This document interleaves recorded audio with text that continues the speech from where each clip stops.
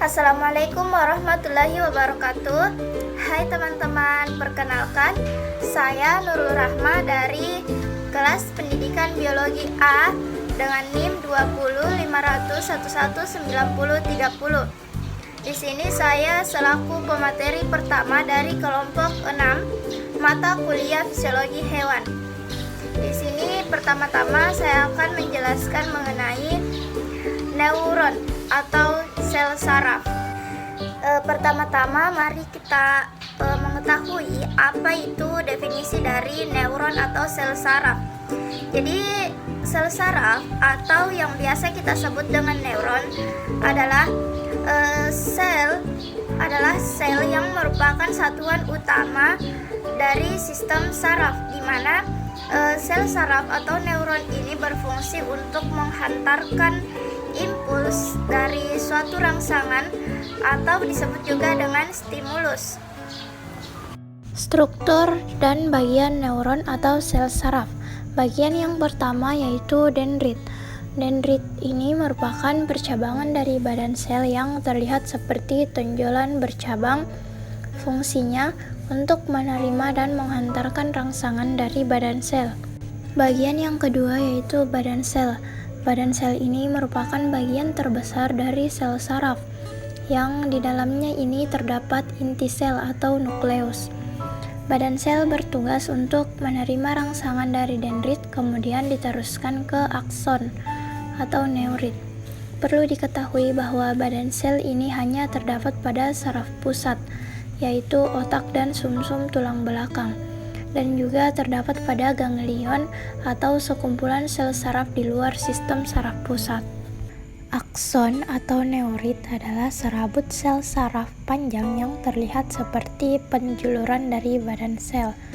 Akson ini berfungsi untuk menghantarkan impuls dari badan sel menuju efektor seperti sel otot atau sel kelenjar. Selanjutnya, selaput mielin. Selaput atau selubung mielin ini merupakan pembungkus akson, di mana pembungkus ini tersusun dari lemak. Adapun fungsi dari selaput mielin adalah untuk melindungi sel saraf dari kerusakan dan mencegah bocornya impuls serta mempercepat hantaran impuls yang masuk. Bagian selanjutnya yaitu nodus Ranvier. Nodus Ranvier adalah bagian antar dua segmen selubung mielin. Jadi nodus Ranvier ini berfungsi sebagai loncatan impuls saraf agar sampai lebih cepat ke tempat tujuan. Selanjutnya sel Schwann. Jadi sel Schwann ini merupakan sel yang mengelilingi selubung mielin yang berfungsi untuk mempercepat jalannya impuls, menyediakan nutrisi bagi akson, dan membantu regenerasi dari akson atau neurit. Selanjutnya saya akan menjelaskan mengenai jenis dan fungsi dari neuron. Jenis yang pertama yaitu neuron sensorik, yang kedua yaitu neuron motorik, dan yang ketiga yaitu neuron intermediate. Yang pertama yaitu neuron sensorik, di mana jenis sel ini berfungsi untuk menghantarkan impuls dari reseptor di dalam tubuh kita ke sistem saraf pusat. Yang dimaksud sistem saraf pusat ini yaitu otak dan sumsum tulang belakang. Yang kedua yaitu neuron motorik. Neuron motorik ini merupakan jenis sel saraf yang berfungsi untuk menghantarkan impuls yang berasal dari sistem saraf pusat ke sel otot atau ke sel kelenjar, di mana tubuh kita akan menanggapi rangsangan tersebut dengan bergerak dan dengan menghasilkan produk sekresi. Jenis yang ketiga yaitu neuron intermediate. Jadi neuron intermediate ini memiliki nama lain, biasanya disebut dengan neuron asosiasi atau neuron konektor. Jadi fungsi dari sel saraf ini yaitu menghubungkan neuron motorik dan neuron sensorik atau sel saraf yang berhubungan di dalam sistem saraf pusat. Berdasarkan jumlah prosesusnya, neuron dibagi lagi menjadi 3. Yang pertama yaitu neuron unipolar, yang kedua neuron bipolar, dan yang ketiga neuron multipolar. Coba teman-teman perhatikan neuron unipolar, neuron bipolar, dan neuron multipolar. Jadi jelas sekali ya perbedaannya. Adapun contoh dari neuron unipolar yaitu neuron sensorik saraf spinal. Contoh dari neuron bipolar yaitu sel batang dan sel kerucut retina. Dan contoh dari neuron multipolar yaitu neuron motorik yang berasal dari cornuventral medulla spinalis dengan aksonnya yang menjulur sampai ke otot rangka. Nah, materi selanjutnya yang akan saya jelaskan yaitu mengenai komponen penyusun sistem saraf. Yang pertama yaitu sel saraf atau neuron. Seperti yang sudah saya jelaskan tadi sebelumnya bahwa sel saraf ini merupakan struktural terkecil penyusun dari sistem saraf. Jadi terdapat sangat banyak sistem saraf di dalam tubuh kita. Sekelompok sistem saraf ini akan membentuk jaringan saraf, di mana fungsi dari sel saraf ini yaitu untuk meneruskan impuls atau rangsangan ke otak kita. Lalu otak kita akan memberikan tanggapan berupa sinyal yang akan direspon oleh tubuh kita. Responnya itu berupa gerak. Komponen penyusun sistem saraf yang kedua yaitu neuroglia atau disebut juga dengan sel glia. Jadi neuroglia ini merupakan sel yang mendukung dan menunjang sel saraf atau disebut juga dengan neuron. Jadi fungsi utama dari neuroglia yaitu menyediakan nutrisi, yang kedua membentuk selubung mielin, yang ketiga memantau fungsi neuron dan homeostasis atau keseimbangan. Selain itu, neuroglia ini juga dapat menghancurkan patogen yang berpotensi menginfeksi sel saraf. Yang ketiga yaitu impuls saraf. Impuls saraf ini adalah pesan atau rangsangan dalam bentuk arus listrik yang menjalar sepanjang serabut saraf. Jadi impuls saraf ini dapat terjadi karena adanya perubahan potensial yang terjadi antara bagian luar dan bagian dalam dari sel saraf. Jadi ketika sel saraf ini tidak sedang menghantarkan listrik, maka sel saraf tersebut dalam keadaan istirahat. Jadi itulah materi yang dapat saya sampaikan. Lebih dan kurangnya mohon dimaafkan. Saya alihkan kepada rekan kelompok saya yaitu Kurniadi Andini sebagai pemateri selanjutnya. Assalamualaikum warahmatullahi wabarakatuh. Assalamualaikum warahmatullahi wabarakatuh. Perkenalkan, nama saya Kurniadi Andini dengan NIM 205111906. Baik, saya akan menjelaskan tentang fisiologi saraf.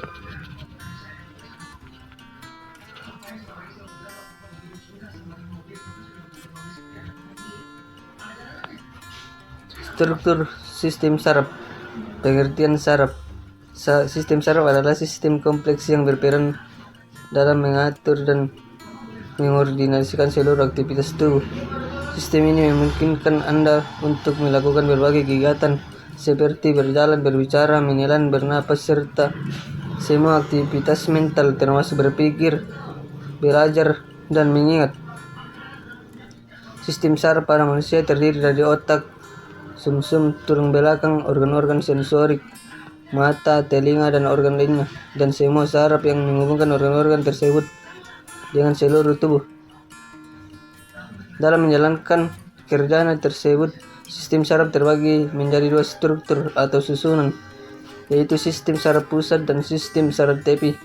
Sistem saraf pusat terdiri dari otak dan tulang belakang, sedangkan saraf tepi terdiri dari saraf yang menghubungkan saraf pusat ke seluruh tubuh Anda.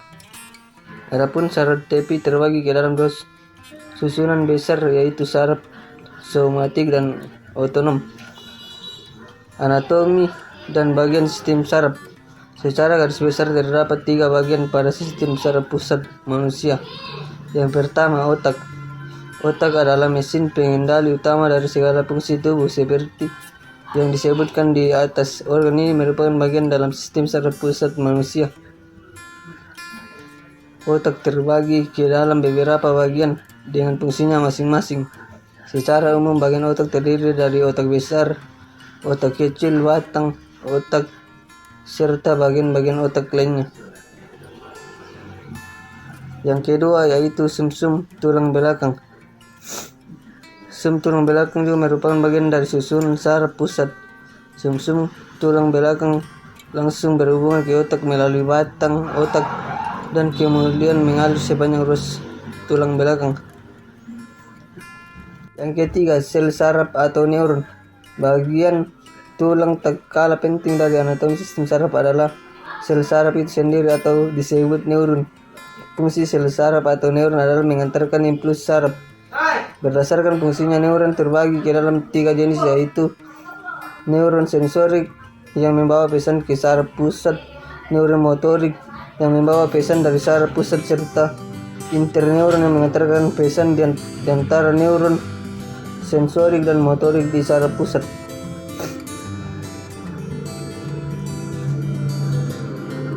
Setiap neuron atau sel saraf tersebut terdiri dari 3 bagian atau struktur dasar. Anatomi neuron tersebut yaitu badan sel yang memiliki dendrit yang berhubungan seperti cabang dan berfungsi menerima stimulus dan membawa impuls ke badan sel. Fungsi sistem saraf. Secara umum, sistem saraf pada manusia memiliki fungsi. Yang pertama yaitu mengumpulkan informasi dari dalam dan luar tubuh, fungsi sensorik. Yang kedua, mengirimkan informasi ke otak dan sumsum tulang belakang. Yang ketiga, memproses informasi di otak dan sumsum tulang belakang, fungsi integrasi. Yang keempat yaitu mengirimkan informasi ke otot, kelenjar dan organ sehingga dapat merespon dengan tepat, fungsi motorik. Masing-masing struktur sistem saraf yaitu saraf pusat dan TP menjalankan fungsi yang berbeda. Sistem saraf pusat. Sistem saraf pusat yang terdiri dari otak dan sumsum tulang belakang memiliki fungsi untuk menerima informasi atau rangsangan dari sebuah bagian tubuh, kemudian mengontrol dan mengendalikan informasi tersebut untuk menghasilkan respon tubuh. Sistem saraf TP. Secara garis besar, fungsi saraf TP adalah menghubungkan respon sistem saraf pusat ke organ tubuh dan bagian lainnya di tubuh Anda. Saraf ini meluas dari saraf pusat ke area terluar tubuh sebagai jalur pengiriman dan pengiriman rangsangan dari dan ke otak. Masing-masing susunan saraf TP yaitu somatik dan otonom memiliki fungsi yang berbeda. Yang pertama, sistem saraf somatik. Sistem saraf somatik berbeda dengan mengatur semua hal yang Anda sadari dan secara sadar memengaruhi respon tubuh seperti menggerakkan lengan, kaki, dan bagian tubuh lainnya. Fungsi saraf ini menyampaikan informasi sensor dari kulit, organ indera atau otot ke sistem saraf pusat. Sistem saraf otonom. Sebaiknya sistem saraf otonom mengontrol aktivitas yang Anda lakukan secara tak sadar atau tanpa perlu memikirkan. Ada 2 bagian dari saraf ini. Yang pertama, sistem simpatik. Sistem ini mengatur respon perlawanan dari dalam tubuh ketika ada ancaman pada diri Anda. Sistem ini juga mempersiapkan tubuh untuk mengeluarkan energi dan menghadapi potensi ancaman di lingkungan. Yang kedua, sistem parasimpatik. Sistem ini digunakan menjaga fungsi tubuh normal setelah ada sesuatu yang mengancam diri Anda. Setelah ancaman berlalu, sistem ini akan memperlambat detak jantung, memperlambat pernapasan, mengurangi aliran darah ke otot, dan menyempitkan pupil mata. Penyakit sistem saraf. Berbagai penyakit atau gangguan saraf. Ada beberapa gangguan atau penyakit yang mungkin terjadi hingga mengganggu fungsi vital dari sistem saraf pada manusia. Yang pertama, penyakit Alzheimer. Penyakit Alzheimer adalah penyakit yang menyerang sel-sel otak dan neurotransmitter atau bahan kimia yang membawa pesan di antara sel-sel otak. Penyakit ini memengaruhi fungsi otak, memengaruhi ingatan Anda dan cara Anda berperilaku.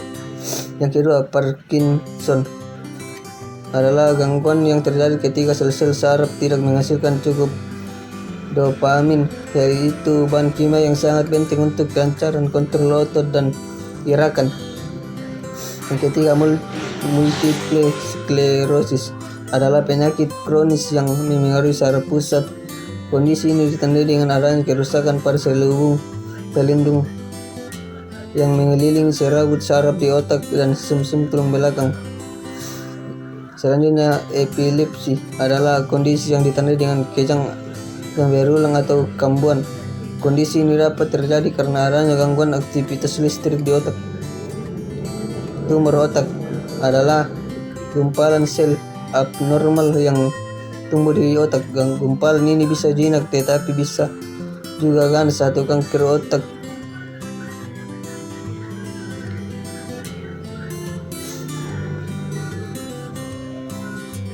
Selanjutnya, mekanisme pengantar impuls.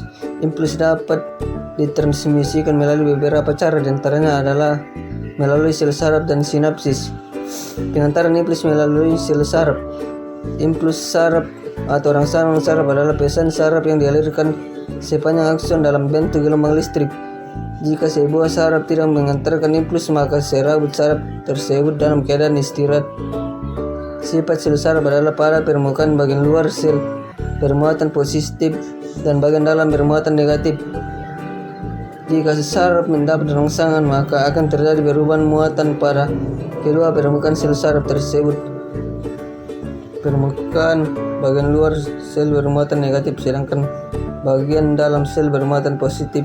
Keadaan ini disebut depolarisasi. Pada saat sel saraf beristirahat, kutub positif terdapat di bagian luar dan kutub negatif terdapat di bagian dalam sel saraf. Potensial listrik ketika sel saraf dalam kondisi istirahat disebut potensial istirahat, dan ketika sedang aktif, kutub positif berada di bagian dalam dan kutub negatif berada di bagian luar. Potensi listrik ketika sel saraf sedang aktif disebut potensial aktif. Rangsangan atau stimulus pada indera menyebabkan terjadinya perubahan kutub potensial listrik. Sesaat perubahan potensial disebut depolarisasi terjadi berurutan sepanjang serabut saraf.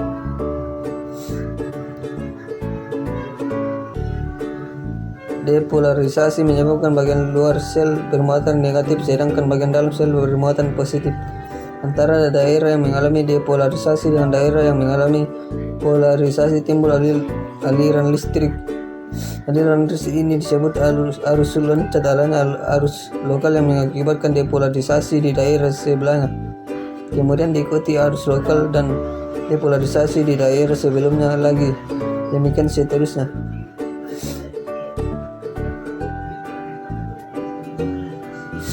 Pengantar impuls melalui sinapsis. Sinapsis adalah titik temu antara terminal akson dari salah satu sel saraf atau neuron dengan neuron lainnya. Setiap terminal akson membengkak membentuk tonjolan sinapsis di dalam sitoplasma. Tonjolan sinapsis memiliki struktur yang merupakan kumpulan membran kecil yang berikatan neurotransmitter dan disebut dengan vesikul sinapsis. Neuron yang berakhir pada tonjolan sinapsis disebut neuron prasinapsis. Membran ujung dendrit dari sel berikutnya untuk membentuk sinapsis disebut postsinapsis. Setelah impuls sampai pada ujung neuron, maka vesikula bergerak dan melebur dengan membran prasinapsis. Vesikula akan melepaskan neurotransmitter berupa asetilkolin. Neurotransmitter adalah suatu zat kimia yang dapat melewatkan impuls dari neuron prasinapsis ke postsinapsis. Neurotransmitter terdiri dari beberapa jenis, misalnya asetilkolin yang terdapat di seluruh tubuh, noradrenalin terdapat di sistem saraf sinapsis, dan dopamin serta serotonin yang terdapat di otak. Kemudian asetilkolin akan berdifusi melewati celah sinapsis yang menempel pada reseptor di membran postsinapsis. Akibat penempelan asetilkolin pada reseptor akan menimbulkan impuls pada sel saraf berikutnya. Jenis-jenis neurotransmitter. Beberapa jenis-jenis neurotransmitter adalah sebagai berikut. Yang pertama, asetilkolin. Asetilkolin banyak ditemukan di otak. Asetilkolin adalah satu-satunya neurotransmitter yang ditemukan di sinapsis dan otot. Selanjutnya, dopamin. Neurotransmitter merupakan neurotransmitter dikeluarkan oleh bagian neuron yang mengalami kerusakan. Dopamin banyak ditemukan pada sinapsis penderita penyakit Parkinson. Selanjutnya, serotonin merupakan jenis neurotransmitter yang terletak di otak dan sumsum tulang belakang. Serotonin berfungsi dalam penghambat impuls rasa sakit. Selanjutnya, norepinefrin merupakan jenis neurotransmitter yang banyak dikeluarkan pada sinapsis yang berhubungan dengan alat kerja organ dalam seperti jantung, hati, paru-paru, serta alat pencernaan. Sekian materi dari saya. Assalamualaikum warahmatullahi wabarakatuh. Assalamualaikum warahmatullahi wabarakatuh. Perkenalkan, saya Anissa Tri Damayanti dengan NIM 20500119035. Kali ini saya akan membahas mengenai sistem saraf pada berbagai kelompok hewan. Nah, seperti yang kita ketahui bahwa hewan juga dikelompokkan menjadi dua, yaitu hewan bertulang belakang atau vertebrata dan hewan tidak bertulang belakang atau avertebrata, atau bisa juga disebut dengan invertebrata. Pertama-tama saya akan menjelaskan sistem saraf pada kelompok hewan vertebrata yang juga dikelompokkan menjadi beberapa jenis, yaitu Pisces, amfibi, reptil, aves, dan mamalia. Untuk sistem saraf yang akan saya bahas pertama kali yaitu pada Pisces.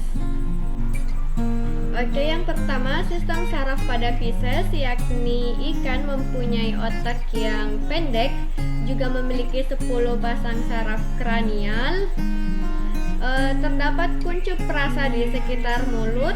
Mata lebar mungkin hanya jelas untuk melihat dekat, namun dapat juga digunakan untuk mendeteksi benda-benda yang bergerak di atas permukaan air atau di darat ataupun di dekatnya. Telinga dalam memiliki 3 saluran semisirkular dan sebuah otolit untuk keseimbangan. Tetapi ikan tidak mempunyai telinga tengah, jadi ikan tidak memiliki gendang telinga. Nah, oleh sebab itu vibrasi atau suara diterima dan diteruskan melalui kepala atau tubuh. Selanjutnya ada sistem saraf pada amfibi. Nah, otak terbagi atas 5 bagian dan cerebellum merupakan bagian yang terkecil, juga memiliki 10 saraf kranial, memiliki membran timpani dan membran nictitans, telinga dengan organ pendengar dan keseimbangan yang berupa 3 saluran semisirkular, yaitu vertikal anterior, vertikal posterior, dan horizontal.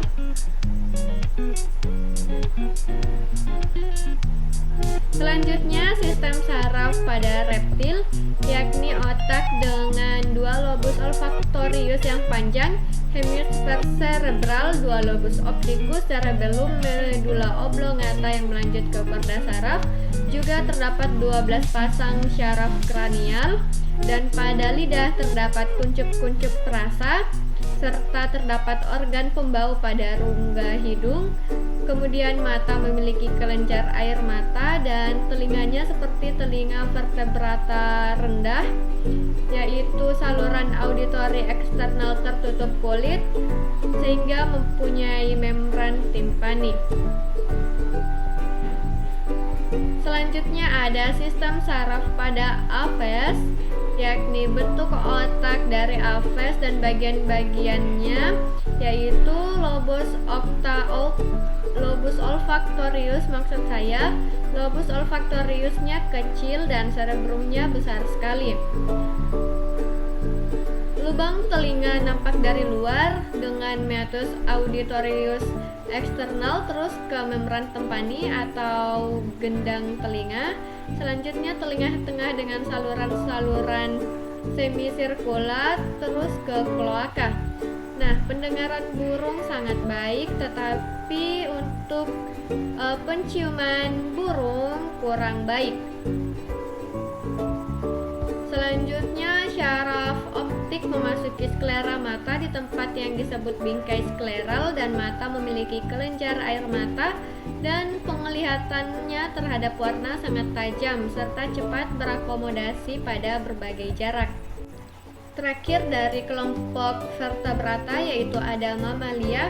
Sistem saraf pada mamalia yaitu memiliki cerebrum yang besar jika dibandingkan dengan keseluruhan otak. Juga cerebellum juga besar dan berlobus lateral 2 buah, serta lobus opticus ada 4 buah dan mempunyai telinga luar. Kemudian gelombang suara disalurkan melalui meatus auditory eksternal ke membran timpani atau gendang telinga. Lalu telinga tengah mengandung 3 buah osikel auditori, koklea agak berkelok, mata tidak mengandung pekten atau seperti yang terdapat pada burung. Dibanding dengan vertebrata yang lebih rendah, maka pada kelinci memiliki membran olfaktori yang lebih luas dan organ pembau yang lebih efektif. Selanjutnya, sistem saraf pada kelompok hewan avertebrata yang pertama yaitu protozoa, di mana amoeba belum memiliki sistem saraf tetapi peka terhadap rangsangan atau biasa disebut iritabilitas, dan jika terkena rangsang yang kuat, protozoa dapat bergerak menjauh, dan jika rangsang melemah atau lembut, amoeba akan mendekatinya. Kemudian masih pada protozoa, di mana pramecium mempunyai sistem fibril yang peka terhadap suhu dan sinar. Sistem fibril berfungsi untuk mengatur gerakan bulu-bulu getar atau sila. Lalu masih pada protozoa ada euglena, mempunyai bintik mata berwarna merah yang dapat menerima rangsang cahaya karena bergeraknya selalu menuju arah cahaya yang disebut fototaksis. Lalu sistem saraf pada hidra yaitu mempunyai sel-sel saraf yang secara menyebar di seluruh permukaan tubuh, dan sistem saraf ini disebut sistem saraf difus. Lalu ada sistem saraf pada cacing tanah, di mana sistem saraf pada cacing tanah ini disebut dengan sistem saraf tangga tali, yaitu ganglion kepala terdapat pada segmen ketiga di bagian kepala atas, dan bedanya pada serangga terdapat 2 benang saraf yang membujur di sepanjang tubuhnya, sedangkan pada cacing tanah terdapat 1 benang saraf yang terletak di poros tubuhnya. Lalu sistem saraf pada serangga yaitu sistem saraf disebut dengan sistem tangga tali yang juga terdiri atas 3 bagian ganglion, yaitu ganglion kepala, ganglion bawah, dan ganglion ruas badan. Oke, hanya itu yang dapat saya sampaikan terkait sistem saraf pada berbagai kelompok hewan vertebrata dan kelompok hewan avertebrata. Mohon maaf apabila terdapat banyak kesalahan kata. Saya akhiri. Terima kasih, semoga bermanfaat untuk kita semua. Wassalamualaikum warahmatullahi wabarakatuh.